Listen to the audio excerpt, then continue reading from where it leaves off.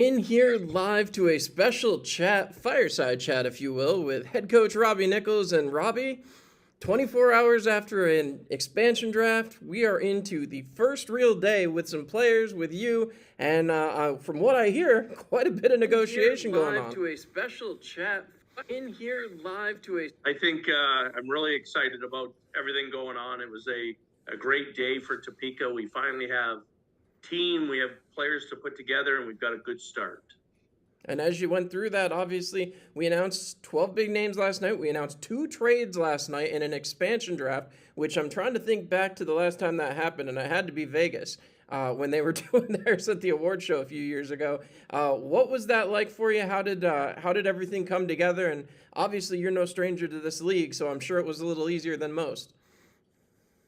Yeah, I just didn't want to go through the draft having 12 hockey players, and I would use I leveraged it to get some picks in the dispersal draft that happened today. Plus, I got some players from the draft where I gave one player away to get 2 plus their pick. So, but before it all started, we had a deal worked out. Watertown, we got Carter Thornton for Freddie Charles future considerations, and Carter's a great player that should be playing maybe at the next level, having 21 goals and 25 assists. And, we want to be a tough hockey team, but we need people to put the puck in the net too. So I think that's where Carter, if he comes to this level, he'll come to us. And we always want the players to go to the Southern Pro League or the East Coast Hockey League, the American Hockey League, or even the National Hockey League. So I'm happy that we have Carter, and I think it was a great trade before the draft even happened. Well, speaking of that, obviously Justin Schmidt played with Carter for a bit. He's got some experience with Watertown guys, with Columbus guys. We saw you take 2 guys out of Columbus. We saw nobody out of Watertown after the Thornton trade. How much did he weigh in? How much did you bounce ideas off of Justin Schmidt? A lot. Schmidt, obviously a little bit younger than I am, and played with some of these guys, played against some of these guys. So I talked a lot with Schmidt. He helped me out during the draft time, and so I guess we can get into the draft and who we're excited about and why we selected some players we selected. And so people that don't really know the nuts and bolts, and maybe there's some players I selected and they're like, well, he's not moving, he's a firefighter, or different reasons why they're not moving. And when they understand the game of hockey better, or my logic that went into it, they'll understand. Well, let's start with that then. Athens, obviously, 2 kids' college picks. These guys signed at the end of the season, only played a select number of games at the Federal Prospects League level. But obviously, you and Steve Martinson, very familiar with each other. How much did you lean on him as he has gone now to Allen to kind of help you out with making those picks? Well, Steve Martinson, obviously Coach of the Year in the Federal Hockey League, did an amazing job there in Athens for him, and he's one of the bright minds of hockey, and I always thought Steve should be in the National Hockey League. He'd be a great coach in the NHL, and he's one of the winningest coaches of all time, and he knows his stuff. And I don't want to say how many years we go back, but probably close to 40 years. We played on the same team, a Calder Cup championship in Adirondack, and he's a great hockey player, a great coach, and a great hockey mind. And I may leaned on him a little bit there. And, we're looking for some good young talent. Both the players we got there, Zachary Papapetris and Andrew Stifera, I think 2 great young players, and same thing with them. Hopefully these guys can play at a higher level hockey, and if they have to come to us for a while and play with us, and we can fine tune them and help them out, it's a great spot to be. So I'd be lying if I didn't lean on Marty a little bit. He's a very sharp mind, and I'm happy to get those 2 great players from Athens. Well, then you moved on to somebody under the ownership umbrella here. Baton Rouge was next on the trade target. Sammy Bernard, I talked about it last night on the draft podcast that he's a huge goaltender, 6'7", plays big and is a strong player. And Ross Bartlett, over a point a game. I mean, a lot to say about him, and I got the chance to see him quite a bit this season too. So, kind of, what was the thought process there? I mean, obviously Baton Rouge had some talent on its roster. Yeah, well, I was surprised Sammy was available. I don't think he was maybe happy with the situation down there. I don't know what the situation was, and I think, whatever happened, he's a great goaltender. I like Sammy. I watched him a lot this year. I watched a lot of Baton Rouge games this year near the end of the season, and he's our 1A. I like a team where we have a 1A and 1B, and Sammy definitely can be a 1A goaltender when he's happy and on his game and playing well. I think he can be a great goaltender, and that's really where we started. We started from the net. We worked our way out. As you see, we have a lot of good, strong, quality defensemen. We have some mean hockey players, which I kind of like on our roster. I think the fans will really enjoy watching these scarecrows, because I think we're going to scare some people when they come to our building on some of these nights. So Ross Bartlett, I watched him down the pipe. He's a young guy that, has moved around a little bit. I think I can maybe get the best of him. I think he would do well. And I watched down the last few games of him in Baton Rouge. He played really well.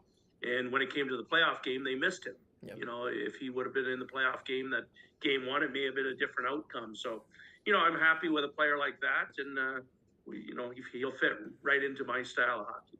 Perfect. And then, of course, the Cup champions, the Binghamton Black Bears, which you started off with. Congratulations to them. Of course, just 55 minutes down the road from where you last owned a team in the Federal Prospects League. They brought home back-to-back championships. A couple of players out of that roster that I think they raised some eyebrows there. Obviously, Don Oliveri, we talked about that previously, and then Christopher Mott. Christopher Mott, definitely a young talent and somebody that fresh out of college. He had 1 year there with Binghamton and had an impressive year. What was your insight on these two guys?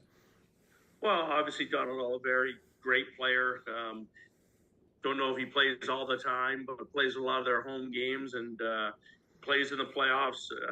A great player for them. And Christopher Mott, I thought I had a great season. Obviously, probably could use more ice time in other cities and stuff like that. But they had a great team. They were so deep, and they had a great team. Those are two that stood out. And again, if a player doesn't want to move to Topeka or play for Topeka, they don't have to. But I'll look for equal value back in a trade. So maybe there is somebody that would like to play for me. Like I said, I've got 40 years of pro hockey experience, and some of these guys on their team I know, and maybe they were protected, but they couldn't play for me. They could have some guys that have played for me in the past in Binghamton, who had a great relationship, and maybe they'll want to come out to Topeka. So you never know what will happen after that. For sure. And then we move on, obviously, to the opponent, Carolina. Whalen and Gagnon, obviously two players that drew some attention and have made an impact. But what was it about them that you liked? Great, steady D. You're going to build a championship. You start with a great goaltender, which we did in Sammy Bernard, and then you got two good defensemen there. And again, Gagnon played some time in the Southern Pro League, and where they end up, and Whalen, a good young guy, and he too may have ties to the coach or anything there. So, we want players that want to play for us and be happy in Topeka.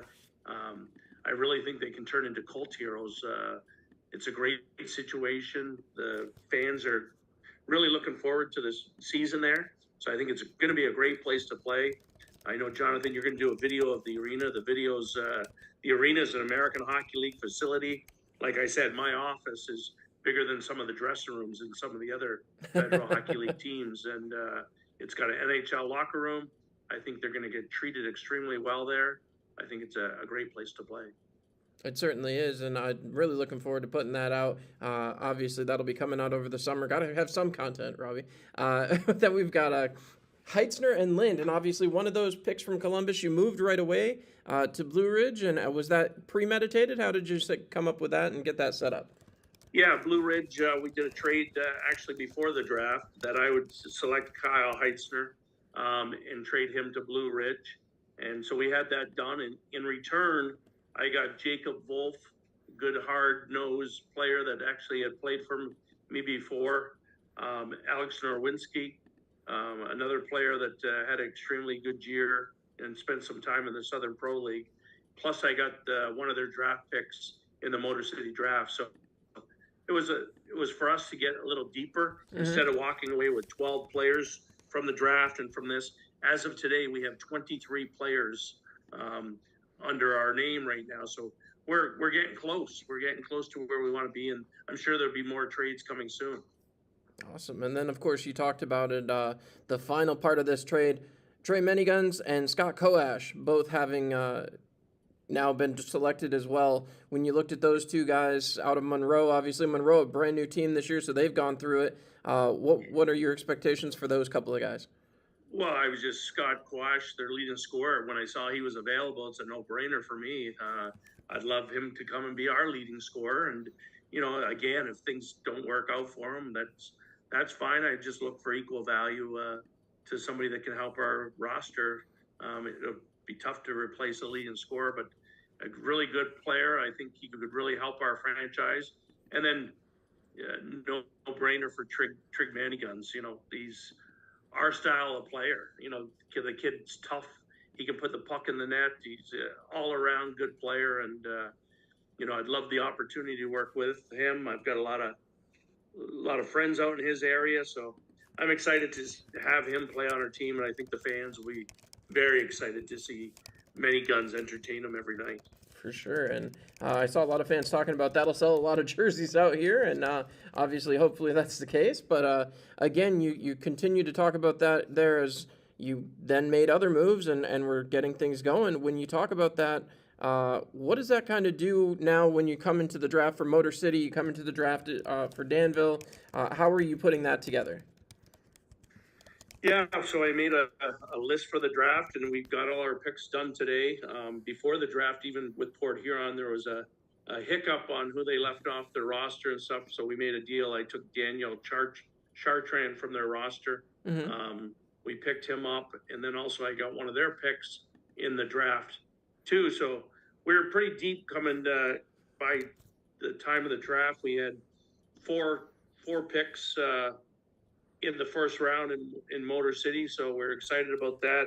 We had 2 picks in Danville in the first round, so we're excited about today's draft. So whereabouts were we picking in the Motor City draft? As I assume that was first, or was Danville first? I believe Motor City went first, and they could have both went at the same time exactly. But with Motor City, we picked first, third, 8th, and 9th. Oh, wow. So I thought we had four good picks. And in Danville, we picked first and third. So I thought we had some good picks there, and really, really happy with all the guys we got in the expansion draft. And all kids could play, could step right in and play right away, and that's what we were looking for. Well, and so speaking of which, what came out of that? What did we get out of the Motor City side of things? Since there was 4 picks, that's unbelievable. Yeah, so the 4 picks, obviously we took their leading scorer, Eli Rivers, a great player for them. Again, we need guys to put the puck in the net.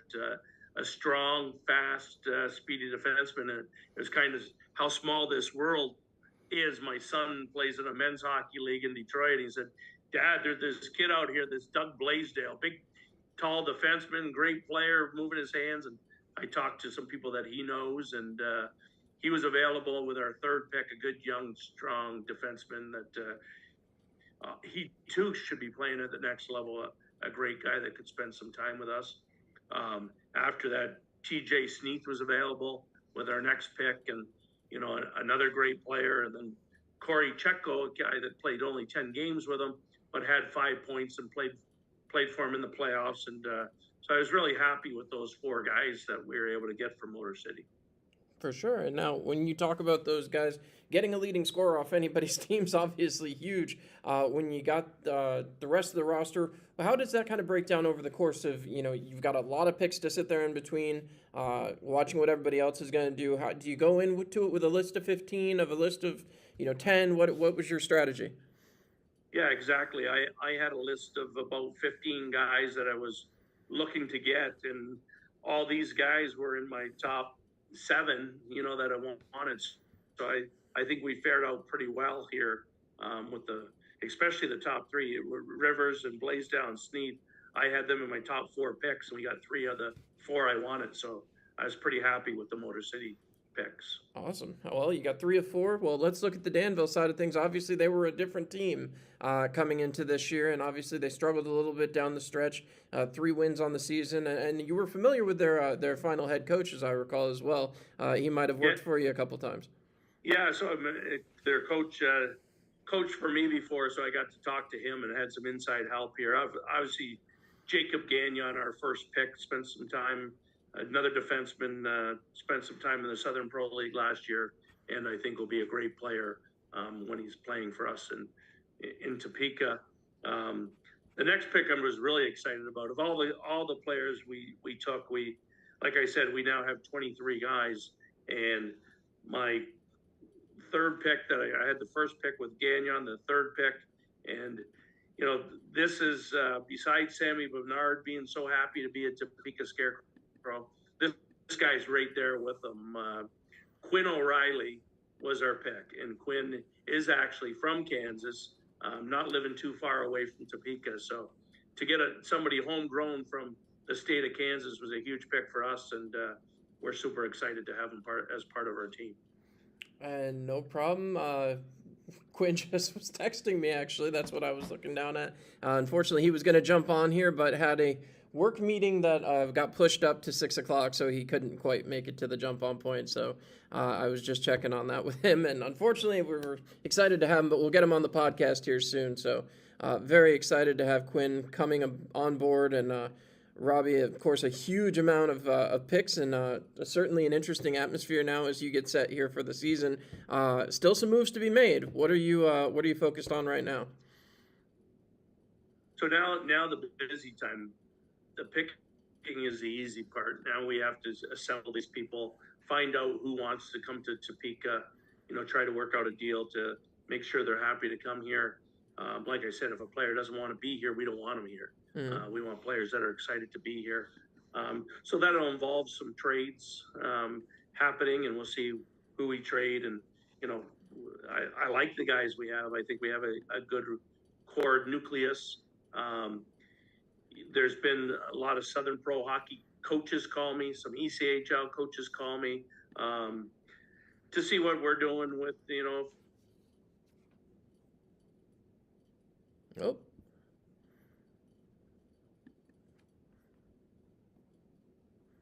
And looks like we lost Robbie there. So once again, always fun, and we have to, once again, continue to work around what we've got here. So we lost Robbie, and, of course, we got through all those picks. So a huge number of picks made right now. It has been a crazy 2 days to be working here with the Topeka Scarecrows and obviously getting set. There is an atmosphere outside. They've got a beautiful festival set up out there. I'm told it's going to be a lot of fun, so make sure you stop on down to the Stormontvale Event Center this weekend and check out that down in the parking lot. Make sure you get your season tickets ordered. You can do that right on the website, topekascarecrows.com. You can also jump on and get some new merchandise when we're out and about in town. Keep an eye out because I am everywhere right now, and we certainly love that. And so I'm not sure where we lost Robbie to, but again, huge thank you to head coach Robbie Nichols for walking us through a strategy. A lot of things going on there with that. It's very interesting to see how that all plays out. You look at the draft, you see what goes into it from just making the picks. But you heard from Robbie, he's been watching these guys all year. He took his time, he found the right pieces, and he put the right pieces into play to make sure that he put the right pieces to make the right team. It wasn't about picking the best player all the time, although then he said in Motor City he did pick their leading scorers. So, hey, that's how it goes. But huge thank you to Robbie Nichols. Huge thank you to all of you great fans here in Topeka that came out last night, chatted with us, and hung out over at the Barn Grill. Great time. I'm sure we're going to be there plenty more throughout the season. And I'm certainly sure we're going to continue to have a lot of fun here in Topeka. As Robbie hinted to, we'll have a tour of the arena coming up over the summer. We have lots of interviews to do now with 23 players. Topeka, we've got a team, and we're a goalie short. So that was my next question for Robbie before he dropped off, and we'll see what Robbie can do with some draft picks with some players that may or may not want to be here. I'm sure his next step is going to be contacting all those players. So it'll be a really good time. It'll be a fun, exciting summer as we prep for game number 1, October 17th, October 18th, right here at the Stormont Vale Event Center. Don't miss out. As always, I'm John Clement. Thank you so much for tuning in right here live on our YouTube stream. We're going to have so much more content for you over the summer. And again, if you want to know anything, if we can tell you anything, please make sure to hang out and talk with us anytime. We'll take it out for now. Keep an eye out. We got a podcast coming up on Wednesday. You'll hear a lot more from us over the course of these next few months.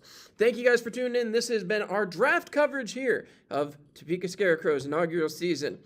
We're getting ready for it. We'll see you here at the barn October 17th and 18th. Good night, Topeka.